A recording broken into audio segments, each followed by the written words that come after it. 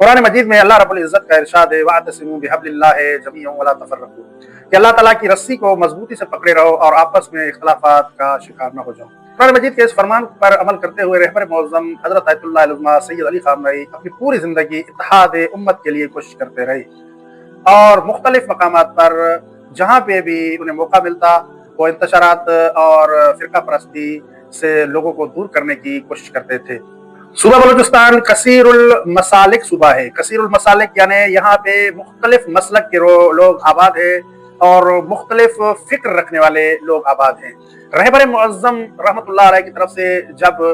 इत्तेहाद पर मबनी, इत्तेहाद के मौजू पर मुश्तमिल पैगामात यहाँ पे पहुँचते हैं तो लोग उन्हें बहुत कदर सी की निगाह से देखते हैं। खास तौर पर वो उलमा इकराम के जो इत्तेहाद बैनुल मुस्लिमीन के दाई है वो रहबर मुअज़्ज़म को बहुत कदर की निगाह से देखते हैं और उनके इन पैगामात पर अमल करते हैं और रहबर मुअज़्ज़म के इन पैगामात को दुनिया तक पहुँचाने, खासतौर पर सूबा बलूचिस्तान के जो उनके मदारिस है, जो मसालिक है या आपस में जो उनकी बैठकें होते हैं, वहाँ तक पहुँचाने के लिए भी वो कोशिश करते हैं।